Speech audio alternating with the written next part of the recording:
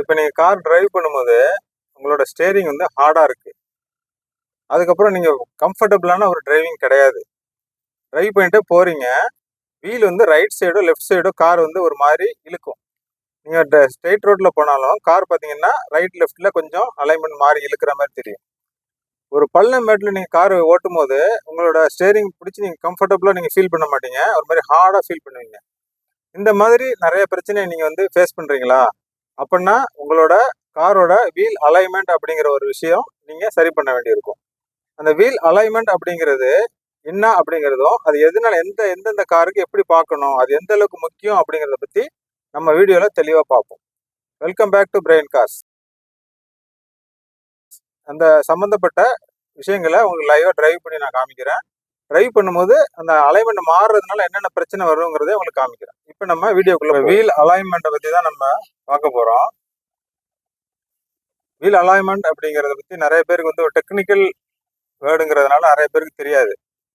அது எந்த அளவுக்கு முக்கியம் அப்படின்னா, ஒரு கார் வந்து ரைடிங் வந்து கம்ஃபர்டபுளாக இருக்கணும், ஸ்டேரிங் வந்து ஃப்ரீயாக இருக்கணும். பள்ளம் மேட்லாம் விட்டு போகும்போது உங்களுக்கு வைப்ரேஷன் ரொம்ப ஆகக்கூடாது.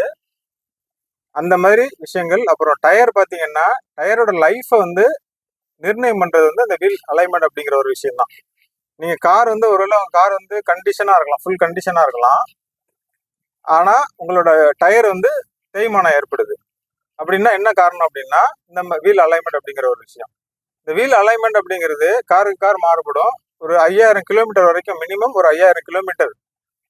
அல்லது நீங்கள் வந்து ஒரு டயர் சேஞ்ச் பண்ணுறீங்க, ஒரு சஸ்பென்ஷன் வேலை பார்க்குறீங்க அப்படின்னா, இதெல்லாம் முடிச்சதுக்கப்புறம் கம்பல்சரி நீங்கள் இந்த வீல் அலைன்மெண்ட்ங்கிற ஒரு விஷயத்தை நீங்கள் பார்த்தாகணும். இந்த வீல் அலைன்மெண்ட் அப்படிங்கிறது நம்ம ஸ்டேரிங் அண்டு 4 வீல்ஸ் சம்மந்தப்பட்டது. நம்மளோட ஸ்டேரிங் வந்து இப்போ நான் வந்து டிரைவ் பண்ணியிருக்கேன், ஸ்டேரிங் ஹோல்ட் பண்ணியிருக்கேன். இப்போ வந்து கார் நேராக போகணும். இது நேராக ஸ்ட்ரெயிட்டாக போகும்போது நம்மளோட வீல் அலைன்மெண்ட் வந்து ஓகேவா இருக்குது அப்படின்னு அர்த்தம்.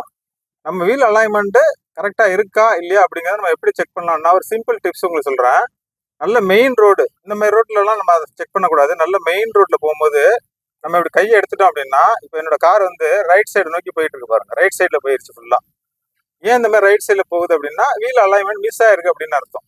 அல்லது நம்ம கையை எடுத்ததுக்கப்புறம் பார்த்தீங்கன்னா லெஃப்ட் சைடு ஃபுல்லாக போகும். இதை நம்ம எந்த மாதிரி ரோட்டில் செக் பண்ணணும், இந்த மாதிரி ரோட்டில் செக் பண்ணக்கூடாது. சும்மா உங்களுக்கு எக்ஸாம்பிளுக்கு காமிக்கிறேன். இப்போ நான் ஒரு மெயின் ரோட்டில் போய் உங்களுக்கு அதை செக் பண்ணி காமிக்கிறேன். இந்த மாதிரி போக ஆரம்பிச்சிருச்சுன்னா நீங்கள் என்ன செய்யணும்னா, உடனே மெக்கானிக்கிட்ட போய் வீல் அலைன்மெண்ட் பார்க்கணும்.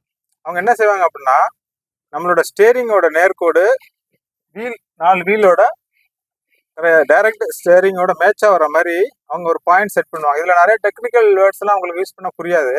அதனால உங்களுக்கு புரியுற மாதிரி நான் சொல்கிறேன். ஸ்டேரிங்கோட வீல் அலைன்மெண்ட் ரெண்டுமே நேர்கோட்டில் இருக்கும்போது, அந்த அலைன்மெண்ட் கரெக்டாக இருக்கும்போது நம்மளோட டயர் வந்து பர்ஃபெக்டாகவும், சஸ்பென்ஷன் வந்து ரொம்ப கம்ஃபர்டபுளாகவும் ஒர்க் பண்ணும். அதை வந்து நம்ம செய்யாமல் விட்டுட்டோம் அப்படின்னா, நம்மளோட டயர் வந்து ஒரு 25,000 30,000 கிலோமீட்டர் ஓடக்கூடிய டயர் வந்து 10,000 15,000 கூட உங்களுக்கு தேய்மானம் ஏற்பட சான்ஸ் இருக்குது. சஸ்பென்ஷன் பார்த்தீங்க அப்படின்னா, சஸ்பென்ஷன் கம்போனன்ட்ஸ் எல்லாம் இருக்கும். அதெல்லாமே வந்து என்ன ஆகும்னா, ஒரு வைப்ரேஷன் ஏற்பட்டு சீக்கிரமாக அந்த சஸ்பென்ஷன்லாம் வீக்காக ஆரம்பிச்சிடும். ரெண்டாவது, உங்களுக்கு ஸ்டேரிங் ஹோல்ட் பண்ணி ஓட்டும் போதே உங்களுக்கு ஒரு ஸ்டேரிங் அலைன்மெண்ட் கரெக்டாக இருக்கிறப்ப ஸ்டேரிங் ஹோல்ட் பண்ணி ஓட்டும் போது பார்த்தீங்கன்னா உங்களுக்கு ஒரு கம்ஃபர்டபுளாக இருக்கும். ஒரு டிரைவிங்கே உங்களுக்கு வந்து ஒரு ஈஸியாக இருக்கும், நல்லா இருக்கும் பிடிக்கும் ஸ்டேரிங் ஹோல்ட் பண்ணி ஓட்டுறதுக்கு.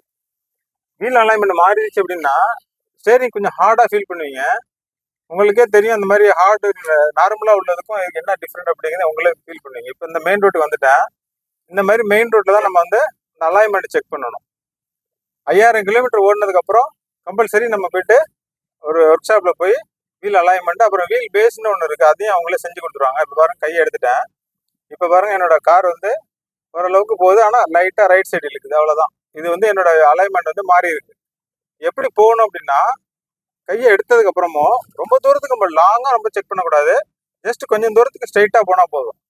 இப்போ பாருங்க, இந்த அளவுக்கு ஓரளவுக்கு போகுது பாருங்க. இதே மாதிரி ஸ்ட்ரைட் ரோட்டில் போகும். கையை எடுத்ததுக்கு அப்புறமும் அந்த இது மாறவே மாறாது. அந்த மாதிரி ஒரு இது இருக்கா அப்படின்னு செக் பண்ணிட்டு நீங்கள் வந்து இந்த வீல் அலைன்மெண்ட்டை ஒர்க் ஷாப்பில் போய் பார்த்துருங்க. வீல் அலைன்மெண்ட் பார்க்கணும், வீல் பேஸ் பார்த்துருவாங்க. அது ரெண்டையுமே நீங்கள் பார்த்துருங்க. பார்த்துட்டு நீங்கள் அதுக்கப்புறம் பார்த்துட்டு கரெக்டாக இருக்கா அப்படிங்கிறத நீங்கள் டிரைவ் பண்ணி இந்த மாதிரி செக் பண்ணிக்கோங்க. இப்போ இந்த மெயின் ரோடு வந்துருச்சு, இந்த மாதிரி மெயின் ரோட்டை நீங்கள் செக் பண்ணணும். இப்போ நம்ம ஸ்பீடு பிரேக்கில் ஏற்றுறது, அப்புறம் பார்த்தீங்க அப்படின்னா ரோட்ல வந்து இந்த சின்ன சின்னதாக லைட்டுக்காக நம்ம வச்சிருப்பாங்க. அதுலலாம் நம்ம வேகமாக ஃபாஸ்ட்டாக போகிறப்ப நம்மளோட வீல் அலைன்மெண்ட் மாறிடும். எந்தெந்த மாதிரி இடத்துல வீல் அலைன்மெண்ட் மாறும் அப்படின்னு கேட்டிங்கன்னா, நம்ம வந்து டிரைவ் பண்ணும்போது ரொம்ப பள்ளம் மேடு அதிகமாக உள்ள இடத்துல ஃபாஸ்ட்டாக நம்ம போகும்போது நம்மளோட வீல் அலைன்மெண்ட் மாறிடும்.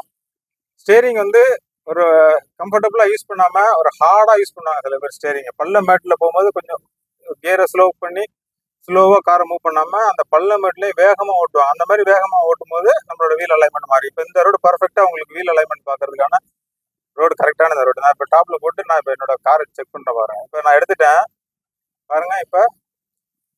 இப்பயுமே என்னோடது எக்ஸாக்டாக போகல, ஃபுல்லாக ரைட்டில் போயிருச்சு என்னோட கார். இதுதான் உங்களுக்கு வந்து ஒரு முக்கியமான ஒரு விஷயம். இதை நீங்கள் பார்த்துட்டு இந்த மாதிரி உங்கள் கார் இருந்துச்சு அப்படின்னா கண்டிப்பாக நீங்கள் உடனே வீல் அலைன்மெண்ட் பார்த்துக்கோங்க.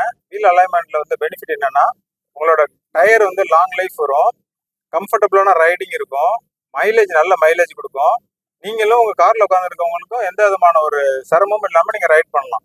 வீல் அலைன்மெண்ட்டுக்கு அப்புறம் நீங்கள் ரைட் பண்ணி பாருங்கள், வீல் அலைன்மெண்ட்டுக்கு முன்னாலே நீங்கள் ரைட் பண்ணி பாருங்கள். அது ரெண்டுக்கும் உள்ள வித்தியாசம் நல்லா கம்ப்ளீட்டாக உங்களுக்கு தெரியும். உங்களோட கார் லாங் லைஃப் வேணும், பெட்டர் மைலேஜ் வேணும், எல்லா விஷயங்களும் நல்லா இருக்குன்னா கண்டிப்பாக உங்களோட வீல் அலைன்மெண்ட்டை செக் பண்ணி நீங்கள் காரை வந்து பெட்டராக பெர்ஃபார்ம் பண்ண வச்சுக்கோங்க. இந்த வீடியோ உங்களுக்கு பிடிச்சிருந்துச்சு அப்படின்னா ஷேர் பண்ணுங்கள், சப்ஸ்கிரைப் பண்ணுங்கள்.